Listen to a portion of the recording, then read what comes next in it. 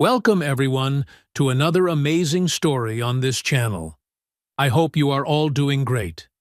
If you are here, that means you love learning through stories, and today I have something truly special for you.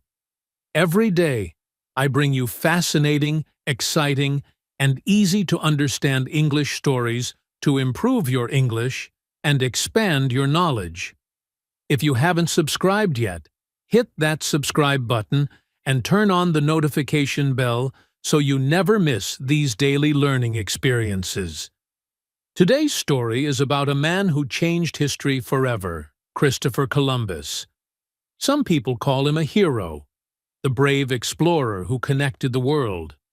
Others call him a villain, responsible for colonization and destruction. But who was he really?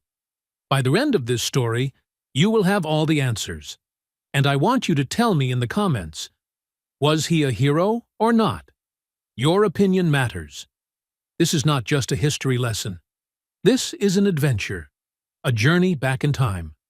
This story is perfect for your English learning, because I will explain everything in a very simple, fun, and interesting way.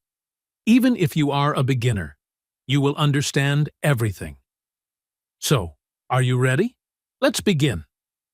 Christopher Columbus was born in the year 1451 in the city of Genoa, which is in modern-day Italy. But back then, Italy was not a united country like today. It was a collection of city-states, and Genoa was one of the most important ports in Europe. Columbus was born into a family of wool weavers. His father, Domenico Colombo, was a wool merchant, and his mother, Susanna Fontanarossa, was a weaver. They were not rich, but they worked hard to provide for their children. Even as a child, Columbus was different from other kids. While most children in Genoa wanted to work in their family businesses, Columbus dreamed of the sea.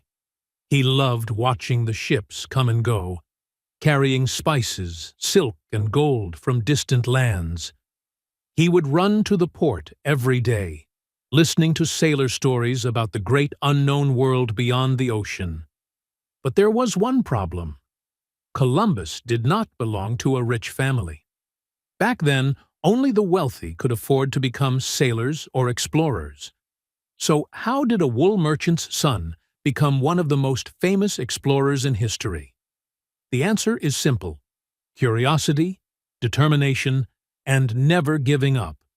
Even though his family was not rich, Columbus had a sharp mind. He studied cartography, map-making, mathematics, and astronomy. He taught himself Latin because all important books on geography and navigation were written in Latin.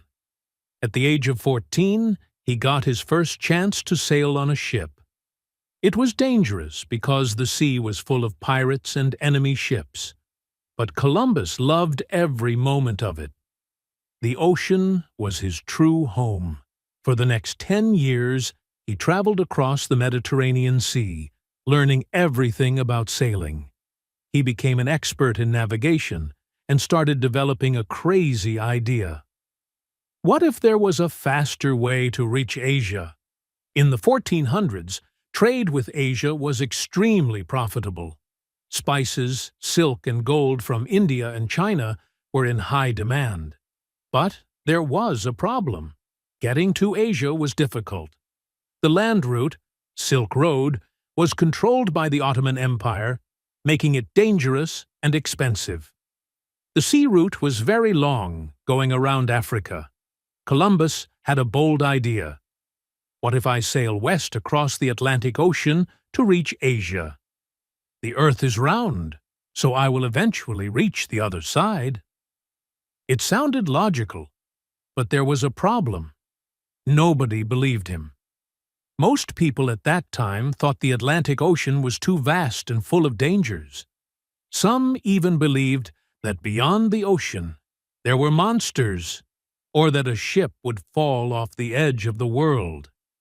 But Columbus was determined. He needed money and ships to test his idea. For years, he went to different kings and queens, begging for support. He first asked the King of Portugal, but he refused. Then he went to King Ferdinand and Queen Isabella of Spain, but they also said no at first. But Columbus never gave up. He spent 6 years trying to convince Spain.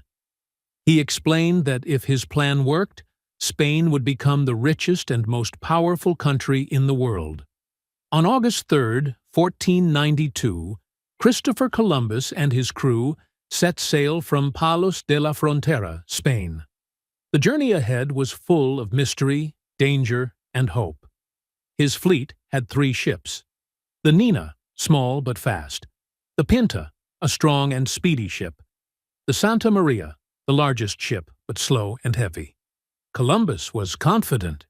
He believed that in just a few weeks he would reach Asia. But the truth was, he was sailing into the unknown. At first, everything was perfect. The sea was calm, the wind was strong, and the men were excited. They sang songs, told stories, and dreamed about the riches of Asia. But soon, problems began to appear. The wind changed direction, and the ship slowed down. The crew grew restless. Many had never been this far from land. Food and water were limited, and the salty sea air made them thirsty all the time. As days turned into weeks, fear grew in the hearts of the sailors. They started whispering, "What if Columbus is wrong? What if we never find land? What if we sail too far and never return?" Some believed in an old myth, that there were sea monsters in the ocean that would swallow ship whole. By September 10, 1492, more than a month had passed. They had sailed thousands of miles, but there was no land in sight.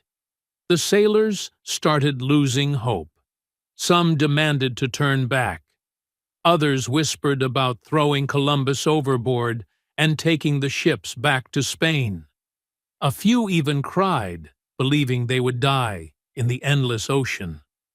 Columbus stayed calm. He knew that if he showed fear, the crew would lose all trust in him.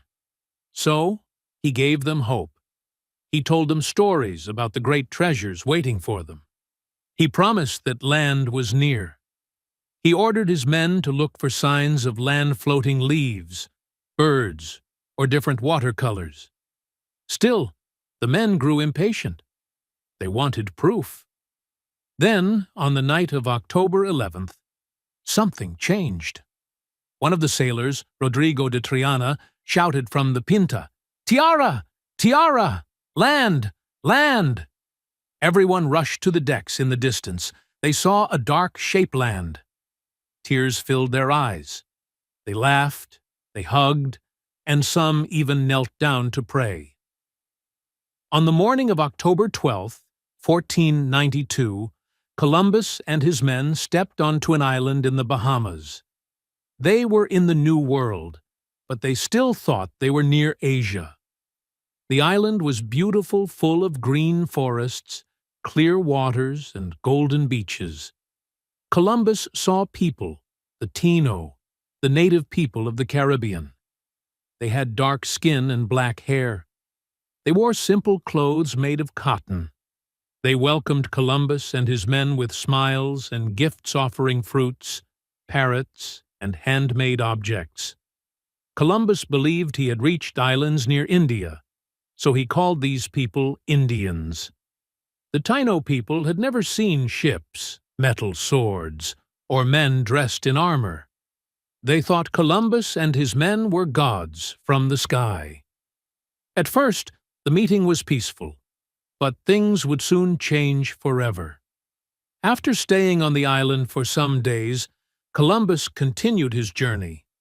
He discovered more islands, including Cuba, which he thought was China, Hispaniola, which today is Haiti and the Dominican Republic.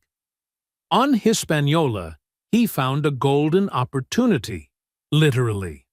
The Taino people wore gold ornaments, and Columbus immediately became obsessed.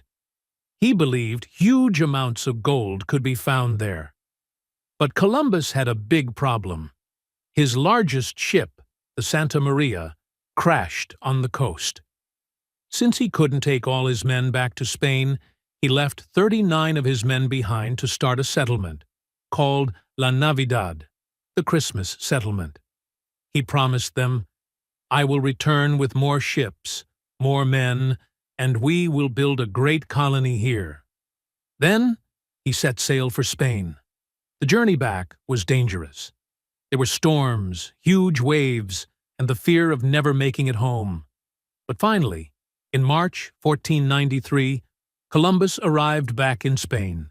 He was treated like a hero. People cheered his name in the streets. King Ferdinand and Queen Isabella welcomed him like a conquering warrior. He showed them gold, exotic fruits, and parrots. He even brought a few Taino people with him to prove that he had found a new world. The Spanish rulers were amazed. They immediately gave him more ships, more men, and more money. Columbus had won their trust, but what nobody knew was that his next voyage would change history forever, and not in a good way. Christopher Columbus's personal life. Christopher Columbus was not just an explorer. He was also a husband, a father, and a man with big dreams. Columbus married Filipa Moniz Perestrelo, a Portuguese noble woman. They had a son named Diego Columbus. Sadly, Filipa died young, leaving Columbus a widower. Later, Columbus had a second relationship with a Spanish woman named Beatriz Enriquez de Arana. They had a son named Ferdinand Columbus, who later wrote a book about his father's life. After his first voyage, Columbus was a hero in Spain. The king and queen were impressed with his discoveries. He had promised them gold, land, and new territories, and now they wanted more. They gave him more ships, more men, and more power. Columbus was about to make another journey. But this time, things would be very different. In September 1493, Columbus set sail again. But this time, it was not just a few small ships. He had 17 ships, a huge fleet. He had over 1,200 men, including soldiers, priests, and farmers. He brought animals like horses, pigs, and cows to start a new colony. Columbus was not just exploring anymore. Now, he was bringing people to settle in the New World. He was building a Spanish empire. After a long journey, they finally reached Hispaniola, where Columbus had left his men at La Navidad, the Christmas settlement. But when they arrived, something was wrong. The settlement was destroyed. There were no Spanish men left. Only burned ruins and silence remained. What had happened? Columbus soon learned the shocking truth. His men had treated the Taino people badly. They had stolen food, taken women, and used violence. The Taino had fought back and killed all the Spaniards. This was the first major conflict between Europeans and the indigenous people of the Americas. And it was only the beginning. Columbus was angry and determined. He decided to build a new colony called Isabella and made himself the governor. He forced the Taino people to give gold. He started taking land for Spain. He made the natives work for the Spanish. At first, the Taino tried to be friendly, but soon they realized Columbus and his men were not here just to trade. They wanted to take over everything. Tensions grew. Some Taino fought back. Columbus used force to control them. The Spanish built forts and weapons to stay in power.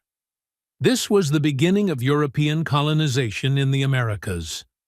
By 1498, Columbus had made 2 voyages. Now it was time for a third. But things were not going well. Back in Spain, people were starting to doubt him. They had expected huge amounts of gold, but they were not getting rich fast enough. Some Spanish settlers in the New World hated Columbus's rule. They said he was too harsh. But Columbus was still determined. He returned to the Caribbean with 6 more ships. This time, he found something new. He discovered the South American mainland. He became the first European to see Venezuela.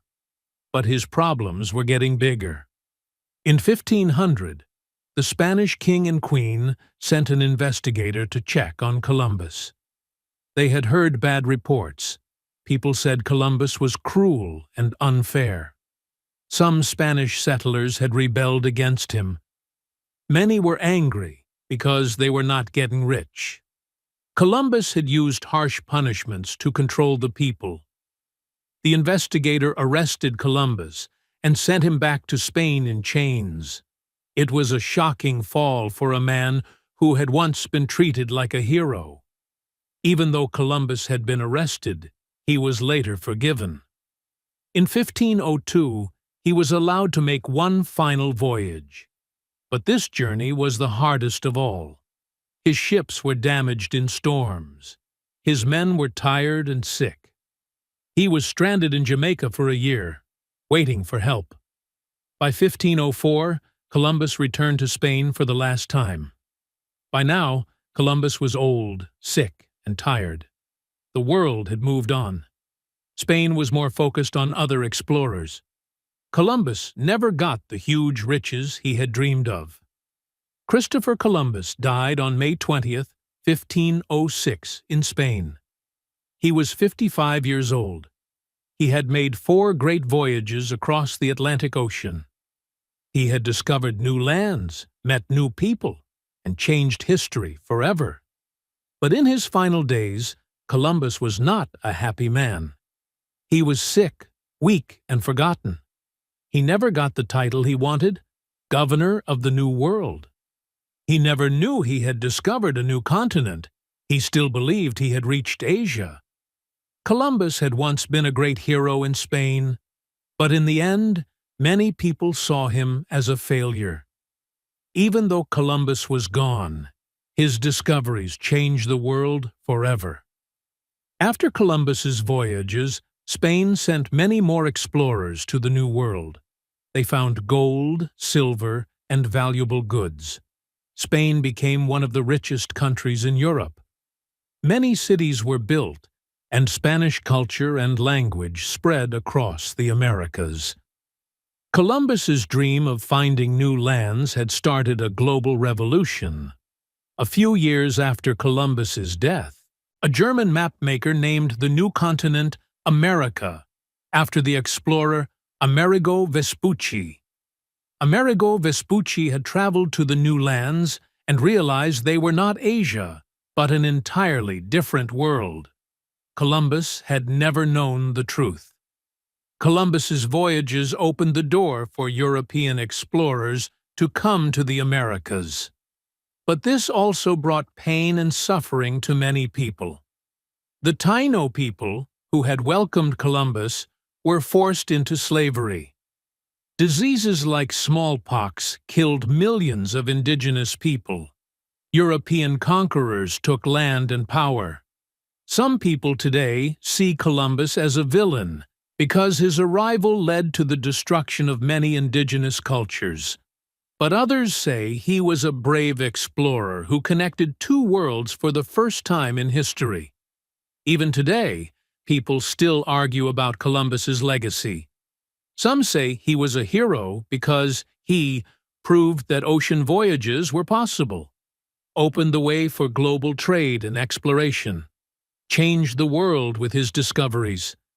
Others say he was a villain because he took land from the native people, treated the Taino people harshly, brought slavery and destruction to the New World. The truth is, history is complicated. Columbus was not a perfect man. He was ambitious, brave, and determined, but also harsh and ruthless. Today, Columbus is remembered in many ways. Columbus Day is celebrated in the USA and some other countries on October 12th. Cities, rivers, and even a country, Colombia, are named after him. Some people protest Columbus Day and call it Indigenous Peoples Day to remember the native people who suffered. No matter how people see him, one thing is clear: Columbus's journey changed history forever. Columbus's story teaches us many important lessons. Dream big and take risks. Columbus had a dream, and he worked for it, even when people laughed at him. Never stop exploring. The world is full of unknown opportunities. Those who dare to explore will find new paths. Power comes with responsibility. Columbus discovered new lands, but his actions hurt many people. History teaches us to use power wisely. Your actions define your legacy. Columbus wanted to be remembered as a great hero, but history sees him in many different ways. What we do in life affects future generations. Now that you've heard the full story of Columbus, what's your opinion? Was he a hero or a villain? Leave your thoughts in the comments.